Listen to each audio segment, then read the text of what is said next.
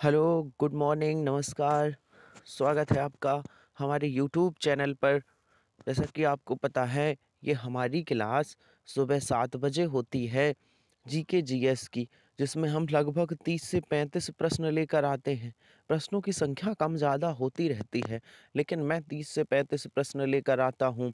आप सभी हमारे यूट्यूब चैनल से जुड़िए और जीके जीएस के बेहतरीन प्रश्नों का अभ्यास करिए। चलिए, तो स्टार्ट करते हैं आज का मॉडल पेपर। चलिए, बताइए। हमारा पहला प्रश्न क्या है कि भारत के संविधान का अनुच्छेद 66 किससे संबंधित है? मैं एक बात और बता दूं, ये जो जीके जीएस में लेकर आता हूं, ये जीके जीएस लगभग सभी विषयों का कलेक्शन होता है। इन जीके जीएस के मेरे जो सुबह वाले प्रैक्टिस सेट में इसमें मिश्रित क्वेश्चन होते हैं। ज्योग्राफी के होंगे, हिस्ट्री के होंगे, इकोनॉमिक्स के होंगे, कॉन्स्टिट्यूशन के होंगे, इन्वायरमेंट के सवाल होंगे, करंट से रिलेटेड होंगे। सभी सवालों का समावेश होता है। आप सभी हमारी क्लास को ज्वाइन करिए और प्रश्नों का बेहतरीन तरीके से अभ्यास करिए। चलिए, भारत के संविधान का अनुच्छेद 66 किससे संबंधित है? बताइए। भारत के संविधान का अनुच्छेद 66 किससे संबंधित है? सर, ये उपराष्ट्रपति का चुनाव से संबंधित है। अनुच्छेद 66 बताता है कि उपराष्ट्रपति का चुनाव कैसे होगा। उपराष्ट्रपति के चुनाव से संबंधित है, जिसमें संसद के दोनों सदन निर्वाचित सदस्य मनोनीत सदस्य शामिल होते हैं। चुनाव से संबंधित है। अब इसमें राष्ट्रपति के चुनाव में कौन भाग लेगा ये कहा जा रहा। बोले संसद के दोनों सदन। संसद के दोनों सदन मतलब लोकसभा और राज्यसभा के सभी सदस्य भाग लेंगे, चाहे वो मनोनीत हों, चाहे वो निर्वाचित हों। संसद के दोनों प्रकार के सदस्य उपराष्ट्रपति के चुनाव में भाग लेंगे, ऐसी बात अनुच्छेद 66 करता है। तो आंसर सही होगा बी। बहुत बढ़िया। चलिए आगे और बताइए। बताइए, बता दीजिए प्रश्न। राजधानी से एक प्रश्न जरूर आता है, देख लीजिए। सर, सीरिया की राजधानी क्या है? सीरिया की राजधानी क्या है? सीरिया की राजधानी क्या है? है, इसकी राजधानी दमिश्क है। सीरिया की राजधानी क्या है? दमिश्क है। चलिए, बहुत बढ़िया, बहुत बढ़िया। चलिए, अब बताइए। म्यांमार की मुद्रा, जो म्यांमार है ना, इसकी मुद्रा कौन सी है? भैया, हमारे पड़ोस में भी है म्यांमार, और इसकी मुद्रा बता दीजिए। म्यांमार की मुद्रा क्या है? बताइए। सर, म्यांमार की मुद्रा है क्यात। म्यांमार की मुद्रा क्या है? म्यांमार की मुद्रा है क्यात। बहुत शानदार, बहुत बढ़िया। बताइए, एक और बेहतरीन प्रश्न, एक और शानदार प्रश्न। बताइए, अफ्रीका महाद्वीप का सबसे अधिक आबादी वाला देश निम्नलिखित में से कौन सा है? देखो, दुनिया में 7 महाद्वीप है ना। सबसे बड़ा कौन सा है? एशिया। फिर दूसरे नंबर का एशिया, अफ्रीका, उत्तरी अमेरिका, दक्षिण अमेरिका। तो जो अफ्रीका महाद्वीप है, इसका सबसे बड़ा देश, आबादी वाला, जनसंख्या की दृष्टि से सबसे बड़ा देश कौन सा है, जिसमें सबसे ज्यादा लोग रहते हों? Sir, Nigeria. नाइजीरिया है ना, अफ्रीका का सबसे ज्यादा आबादी वाला देश है, जिसमें सबसे ज्यादा लोग रहते हैं। बहुत बढ़िया। चलिए आगे, चलिए आगे बताइए। उत्तरी अमेरिका के निम्नलिखित देशों में से कौन से देश में वन भूमि का क्षेत्रफल उसके कुल भूमि क्षेत्रफल के प्रतिशत के रूप में उत्तरी अमेरिका क्षेत्र में सबसे अधिक है? तो सबसे ज्यादा वन भूमि है ना, ये पूछ रहा है। सबसे ज्यादा वन भूमि उत्तरी अमेरिका किस देश में है? सबसे ज्यादा जो पौधारोपण है, वन क्षेत्र है, वो सबसे ज्यादा किस देश में है? उत्तरी अमेरिका की बात हो रही है। तो सर, ये है कनाडा में। किस में है? कनाडा में।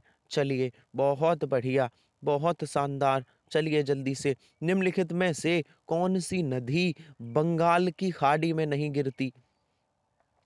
सर कौन सी नहीं गिरती? तो दो नदियां हैं। देखिए ये भारत है, ये भारत है, इधर बंगाल की खाड़ी है, ठीक है सर, इधर अरब सागर है। तो दो नदियां हैं जो इधर जाती हैं, दो मुख्यतः दो, एक नर्मदा और एक ताप्ती। नर्मदा ताप्ती नदियां ये बंगाल की खाड़ी में नहीं, ये अरब सागर में बहती हैं, अरब सागर की तरफ गिरती हैं। तो कौन सा आंसर सही होगा? सर नर्मदा। कौन सा आंसर सही होगा? नर्मदा। बहुत बढ़िया, बहुत शानदार। चलिए आगे बताइए, आगे बताइए। हमारा अगला प्रश्न है, बताइए मानवाधिकार कार्यकर्ता, मानवाधिकार कार्यकर्ता कृति भारती किस सामाजिक बुराई के विरुद्ध लड़ाई में शामिल है? तो मानवाधिकार कार्यकर्ता कृति भारती ये किस सामाजिक बुराई से संबंधित हैं? जरा बताइए। ये सर है बाल विवाह से। देखिए समाज में बहुत सारी कुरीतियां चलती रहती हैं, है ना? समाज में बहुत सारी बुराइयां चलती रहती हैं, तो उनसे लड़ना जरूरी है।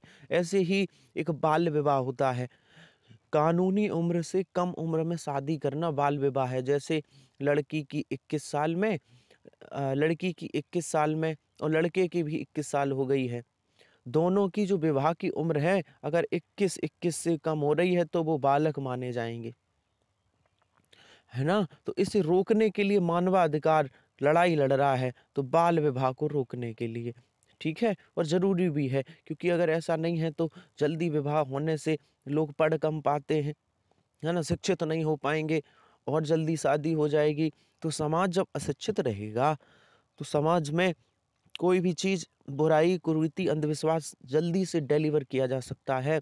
भारत सरकार छत्तीसगढ़ को एक विशेष नक्सल विरोधी युद्ध बल प्रदान करने जा रहा है। अच्छा, क्या करने जा रहा है? नक्सल विरोधी युद्ध बल प्रदान करने जा रहा है, जा रही है, उसका नाम क्या है? छत्तीसगढ़ भैया बड़ा आतंकवादी है, वहाँ नक्सलवादी बहुत हैं, तो नक्सलवादी हैं तो छत्तीसगढ़ को एक फोर्स मिल रहा है, एक नई पुलिस बनाई जा रही है छत्तीसगढ़ में, वो नक्सलियों के खिलाफ लड़ाई लड़ेगी। उसका नाम क्या है? ज़रा बताओ, बताओ भैया उसका नाम क्या है? Black panther. क्या नाम है? Black panther. अब छत्तीसगढ़ में नक्सलियों से लड़ाई लड़ेगी, ब्लैक पैंथर। बहुत शानदार, बहुत बढ़िया। बताइए भारत और पाकिस्तान के बीच किस वर्ष शिमला समझौते पर हस्ताक्षर हुए थे? किस वर्ष शिमला समझौते पर हस्ताक्षर हुए थे? सर ये 1972 में हुए थे। कब हुए थे? शिमला समझौते पर 1972 में। बहुत बढ़िया, बहुत शानदार। चलिए आगे बताइए।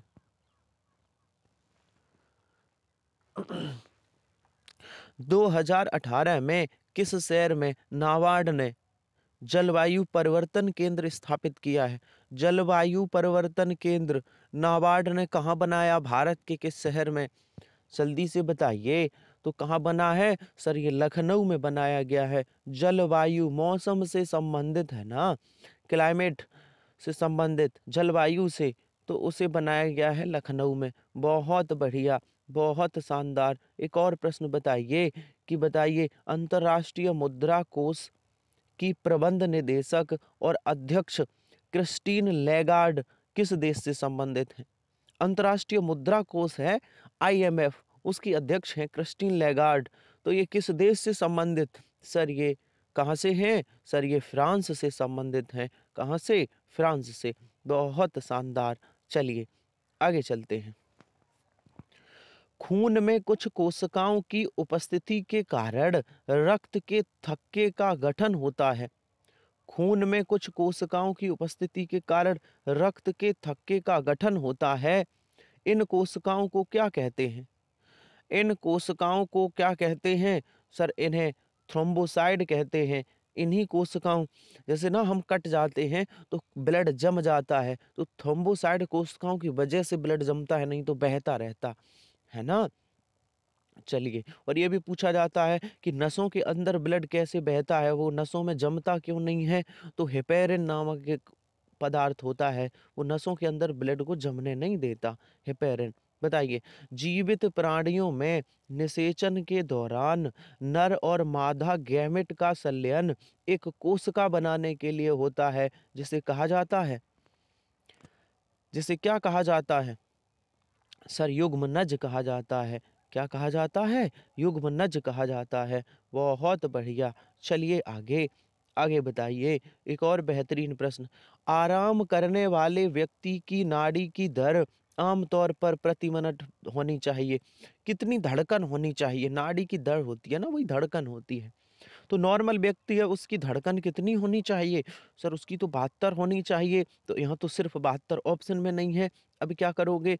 सर औसतन, उसकी औसतन पूछा जाए तो 72 होती है, नहीं तो 60 से 75 के बीच में होती है। 60 से 75 के बीच में दिल की धड़कन होती है, आज जान लो। और औसतन होती है 72 बार दिल धड़कता, आप बोलते हो ना 72 बार, वो औसत निकाल के बताया जाता है, वो क्लियर नहीं होता। किसी की 70 बार भी होगी, 65 बार भी होगी, 60 बार भी होगी, लिखा है ना 60 से 75। चलिए हमारा अगला प्रश्न बताइए। एक बार ढाले जाने के बाद गर्म लोहे नर्म लोहे नहीं गर्म करके नर्म नहीं किए जाने सकने वाले प्लास्टिक को क्या कहते हैं? अच्छा, एक बार अगर ढाला गया प्लास्टिक, एक बार प्लास्टिक का कुछ बना लिया, फिर उसे गर्म करके आप नरम नहीं कर सकते, ऐसी कौन सी प्लास्टिक है? ऐसी प्लास्टिक को क्या कहते हैं? सर ऐसी प्लास्टिक को क्या कहते हैं? आगे चलते हैं और बताते हैं। इसका आंसर है थर्मोप्लास्ट, थर्मोसेटिंग प्लास्ट। भैया ये प्लास्टिक ऐसी है, एक बार गर्म कर लो और कुछ बना लो, फिर ये कुछ बन गया इसका, मान लो आपने कुछ बना लिया, कोई बर्तन बना लिया, मग बना लिया इस प्लास्टिक से, फिर इसे गर्म करके नरम नहीं किया जा सकता, मतलब इसे पिघलाया नहीं जा सकता। थर्मोसेटिंग प्लास्टिक है ये, बड़ी खतरनाक है। चलिए, एक वयस्क इंसान सामान्य रूप से 24 घंटे में लगभग मूत्र विसर्जित करता है। कितना करता है? उसके अंदर कितनी यूरिन बनती है? बहुत महत्वपूर्ण, 1.8 लीटर बनती है। कितनी बनती है? 1.8 लीटर। बहुत बढ़िया। चलिए जल्दी से, 11 दिसंबर 2014 को संयुक्त राष्ट्र संघ ने 69/131 द्वारा आयोग से अंतर्राष्ट्रीय दिवस के रूप में घोषित किया। योग अंतर्राष्ट्रीय दिवस, योग अंतर्राष्ट्रीय दिवस घोषित किया। कब किया? योगा को अंतर्राष्ट्रीय दिवस। तो योग दिवस कब मनाया जाता सर? 21 जून को। तो इसी अंतर्राष्ट्रीय योगा दिवस घोषित कर दिया। कब किया? 11 दिसंबर 2014 को यूएनओ ने किया, संयुक्त राष्ट्र संघ ने किया। बहुत बढ़िया। चलिए बताइए। 1943 में विटामिन के आविष्कार के लिए नोबेल पुरस्कार दिया गया। 1943 में विटामिन के लिए किसे नोबेल पुरस्कार मिला था? सर ये डीजी एंड डैम को मिला था, डेजी एंड डैम को मिला था। बहुत बढ़िया। चलिए आगे, चलिए बेहतरीन तरीके से बताइए। Inside IVD and raw the rolling stone the gathered mass किताब के लेखक कौन है? बड़ी खतरनाक किताब है। तो द रोलिंग स्टोन के लेखक कौन है? सर ये हैं के शंकरन नायर। कौन है? के शंकरन नायर। चलिए आगे, आगे बताइए। और मेरा एक और प्रश्न है, एक और शानदार प्रश्न है कि किस संशोधन ने संसद और राज्य विधानमंडलों पर माल और सेवा को नियंत्रित करने वाले कानून बनाने के लिए एक साथ शक्ति प्रदान की है? माल और सेवा को नियंत्रण करने वाला कानून राज्य भी बना सकता है और संसद भी बना सकता है, मतलब विधानमंडल और संसद दोनों बना सकते हैं। सो सर 122वां संविधान संशोधन विधेयक 2014 में ये शक्ति मिली है दोनों को। कब मिली है? 2014 में। बहुत बढ़िया। चलिए, एक अनधिकृत कंप्यूटर प्रोग्राम एक अधिकृत कार्यक्रम की तरह व्यवहार करता है, जिसे वह वास्तव में क्या क्या कर रहा है, जिससे वह वास्तव में क्या कर रहा है? कंप्यूटर से क्वेश्चन है। तो सर ट्रोजन हॉर्स कर रहा है, ट्रोजन हॉर्स कहते हैं उसे। कंप्यूटर प्रणाली है, कंप्यूटर से क्वेश्चन था। चलिए आगे चलते हैं। हमारा अगला क्वेश्चन है, बताइए। जकार्ता एशियाई खेल 2018 में शूटिंग में स्वर्ण पदक जीतने वाले 16 वर्षीय सौरभ चौधरी उत्तर प्रदेश के कहाँ से संबंधित थे? 16 वर्ष के सौरभ चौधरी ये मेरठ से संबंधित थे। कहाँ से थे? मेरठ से संबंधित थे। चलिए आगे बताइए, निम्नलिखित में से कौन सी नदी यमुना नदी की सहायक नदी नहीं है? कौन सी नदी यमुना नदी की सहायक नहीं है? कल्याणी जो नदी है ये यमुना नदी की सहायक नदी नहीं है। बहुत बढ़िया। मृदा जिसमें मुख्य रूप से पोटास की कमी है, मृदा जिसमें मुख्य रूप से पोटास की कमी उत्तर प्रदेश के किस जिले में पाई जाती है? सर ये उत्तर प्रदेश के जौनपुर में पाई जाती है। कहाँ पाई जाती है? उत्तर प्रदेश के जौनपुर में। चलिए, उत्तर प्रदेश का निम्नलिखित में से कौन सा जिला बुंदेलखंड क्षेत्र में का हिस्सा है? बुंदेलखंड क्षेत्र में उत्तर प्रदेश का कौन सा जिला आता है? सर ये महोबा आता है। कौन आता है? महोबा आता है। चलिए आगे चलते हैं, हमारा अगला प्रश्न है, बताइए बताइए अशोक स्तंभ में उत्कीर्ण किए हुए शेर का मुख, जिसे भारत सरकार द्वारा राष्ट्रीय प्रतीक के रूप में अपनाया गया है, के संग्रहालय में संरक्षित है? कहाँ के संग्रहालय में रखा हुआ है? तो सर ये सारनाथ, सारनाथ, सारनाथ से लिया गया है। राष्ट्रीय चिन्ह जो शेर है ना अशोक स्तंभ का, वो सारनाथ से लिया गया है। कहाँ से लिया गया है? सारनाथ से। बहुत बढ़िया। आगे चलिए, आगे चलिए और बताइए चंदेल शासन के दौरान उत्तर प्रदेश का निम्नलिखित में से कौन सा क्षेत्र जीजक भक्ति या जयोटी के नाम से जाना जाता है? जीजक भक्ति या जयोटी के नाम से बुंदेलखंड को जाना जाता है, और बुंदेलखंड में उत्तर प्रदेश का कौन सा जिला आता है? महोबा। चलिए, उत्तर प्रदेश की महिलाओं से संबंधित पहली पत्रिका 1874 में प्रकाशित करने का श्रेय दिया जाता है, जिसे संपादक भारतेंदु हरिश्चंद्र ने किया था। उस पत्रिका का नाम क्या है? तो उसका नाम है बाल बोधनी। उस पत्रिका का नाम है बाल बोधनी पत्रिका। कौन सी है? बाल बोधनी। बहुत शानदार, बहुत बढ़िया। प्रसिद्ध सितार वादक नवाब इनायत खां उत्तर प्रदेश के कहाँ से संबंधित हैं? सितार वादक हैं इनायत खां, ये कहाँ से संबंध रखते हैं? सर ये इटावा से संबंध रखते हैं। कहाँ से? इटावा से। चलिए आगे बताइए, तीसरी बौद्ध परिषद किस शहर में आयोजित हुई? तीसरी बौद्ध संगीति कहाँ हुई थी? जल्दी से बताइए, तीसरी बौद्ध संगीति कहाँ हुई? सर ये पाटलिपुत्र में हुई थी। पाटलिपुत्र में। बहुत बढ़िया। चलिए, भारतीय रिजर्व बैंक की स्थापना कब की गई? तो आप क्या बताओगे? 1 अप्रैल 1935। चलिए ऑप्शन पे चलते हैं। 1 अप्रैल 1935। 1 अप्रैल 1935 को आरबीआई की स्थापना की गई, और इसका राष्ट्रीयकरण कब हुआ? 1949 में। चेमाचेरी कुन्ही रमण नायर निम्नलिखित में से किस नृत्य के रूप में उल्लेखनीय थे? ये एक क्या है? ये एक नर्तक हैं। तो ये किससे संबंधित है? कौन सा नृतक करते थे? जल्दी से बताओ। तो सर ये कथकली के लिए प्रसिद्ध थे। किसके लिए? कथकली के लिए। चलिए, खाद्य और कृषि संगठन कॉर्पोरेटिव सांख्यिकी डाटाबेस 2016 के अनुसार ब्याज के उत्पादन में विश्व स्तर पर भारत की रैंक कौन थी? तब से भारत की रैंक कौन सी है? और वही है, कौन सी है? सर ये द्वितीय स्थान था। कौन सा? द्वितीय स्थान। प्याज में द्वितीय स्थान भारत का। चलिए, 2017-18 के दौरान भारत के निर्यात वृद्धि का प्रतिशत क्या है? तो सर ये 9.8 था।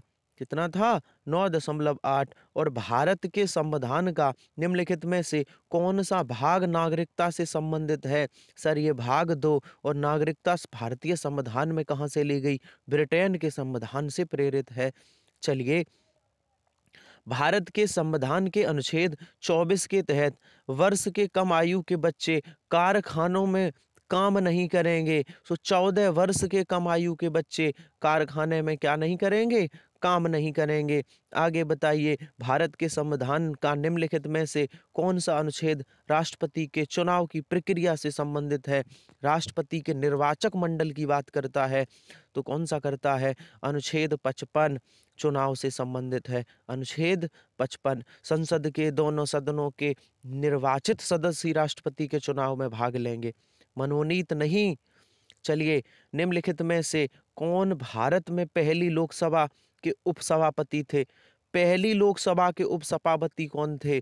तो ये थे एम अनंत सायम अयंगर, ये पहली लोकसभा के थे। तो हमारे आज के 38 क्वेश्चन थे जीके जीएस के। आपका सेशन अच्छा लगा होगा, है ना? इतनी फास्ट हम लोग जीके का क्वेश्चन सॉल्व किए, है ना? ज़्यादा बड़ी वीडियो हो जाती है तो दिक्कत आती है। तो हमारा सेशन कैसा लगा ज़रूर बताइए। मिलते हैं आपको कल इसी समय नए प्रश्नों के साथ। तब तक के लिए धन्यवाद।